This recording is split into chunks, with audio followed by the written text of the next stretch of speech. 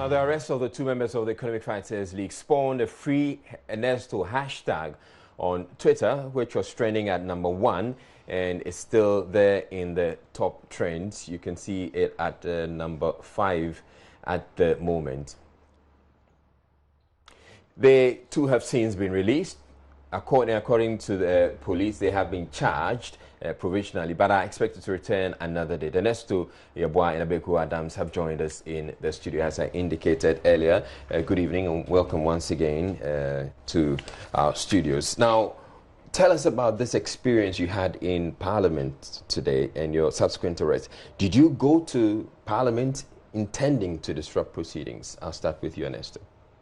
Well, thank you very much, Israel, and good evening to you and to your wonderful viewers. Yes, we went to Parliament with the objective to send them a message of protest, and that we publicly did. We announced it and we said we are storming Parliament to show our faces of protest. Well, somewhere along the line... How do you make it into the public gallery? Well, I mean, the scandals, there are 4 security points that we needed to go through. We went through all of it, and we're certified as being harmless citizens, I mean, ordinary citizens who want to partake in the democratic engagement of our nation, because we are young people. So we got there, and now...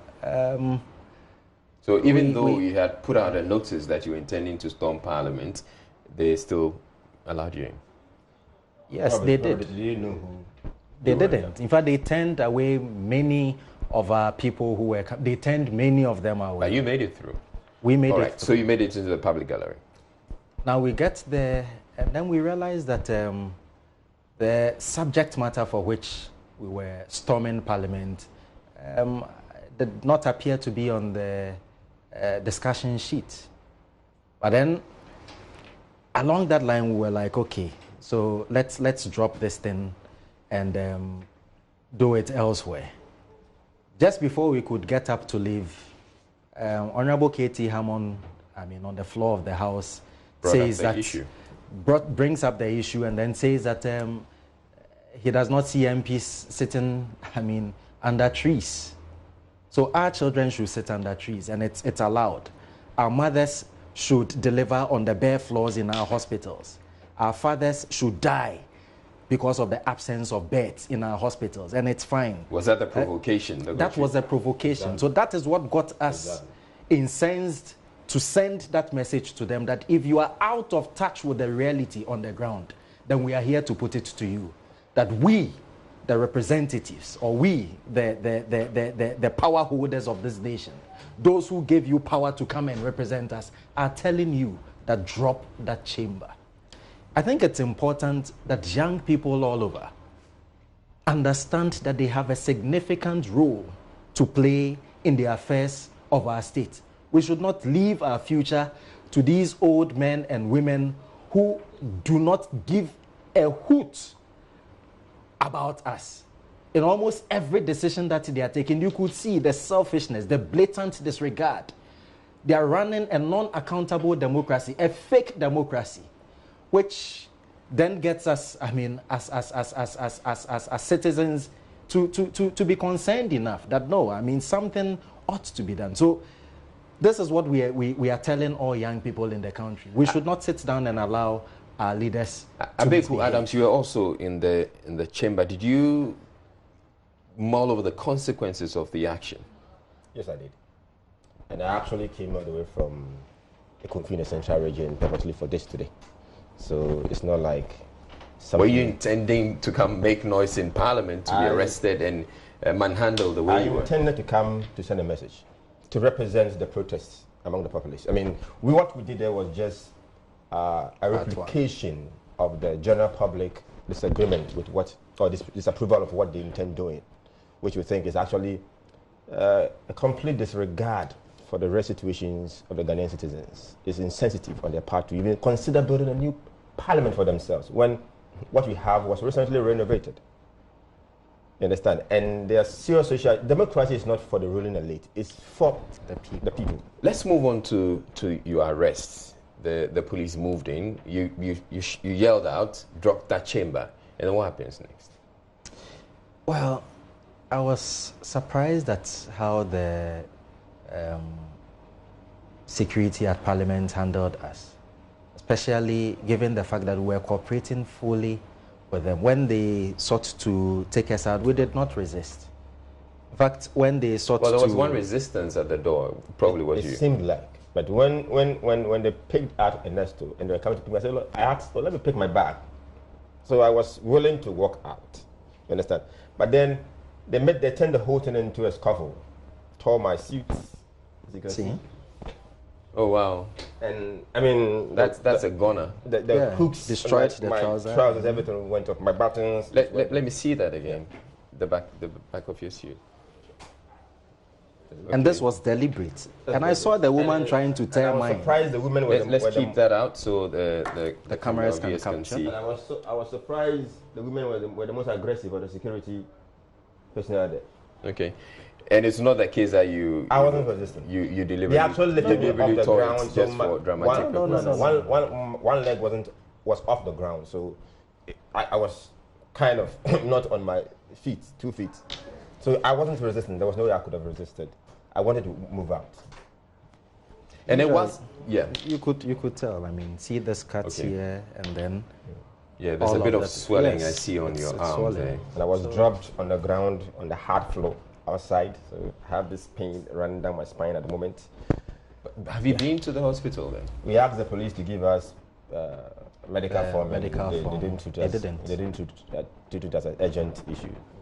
They didn't. But have you nonetheless been to the hospital? No, just when we left the police station, we came here, so eventually we have to do that. So you went to the police station, and what did they charge you with? What are your charges?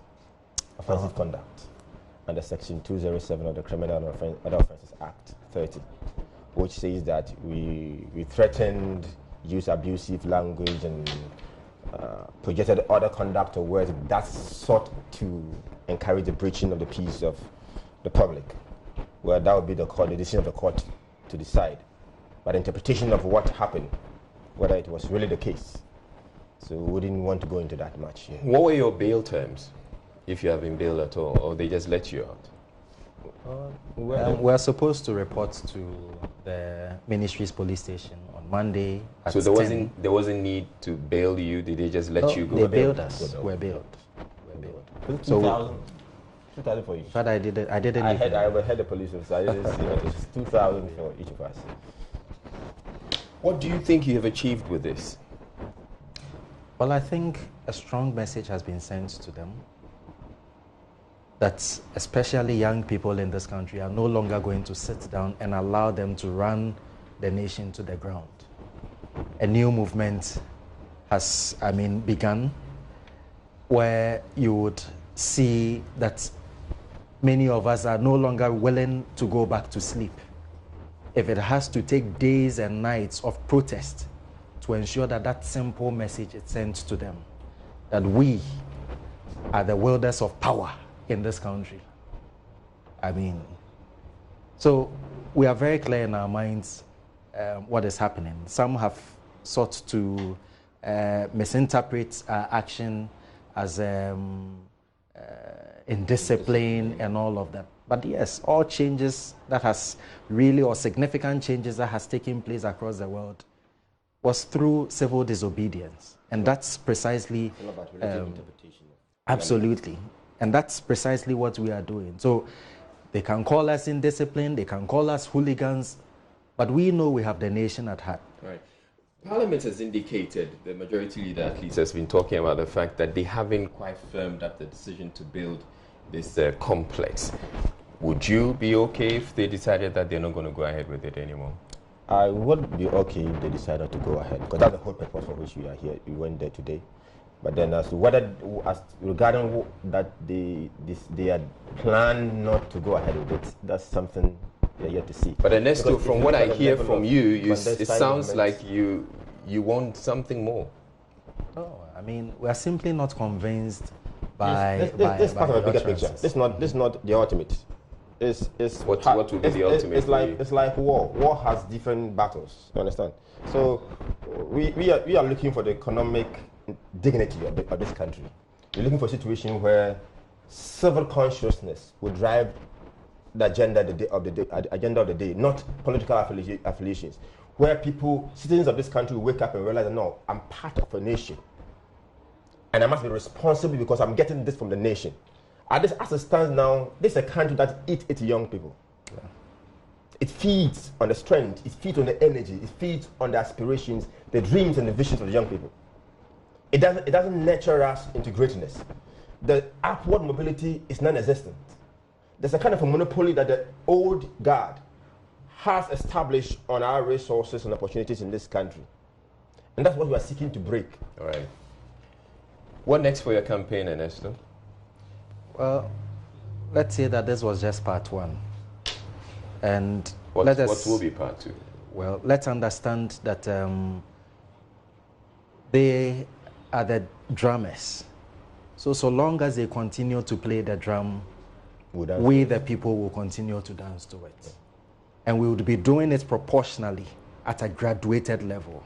So we are hoping that they drop that idea of building that chamber.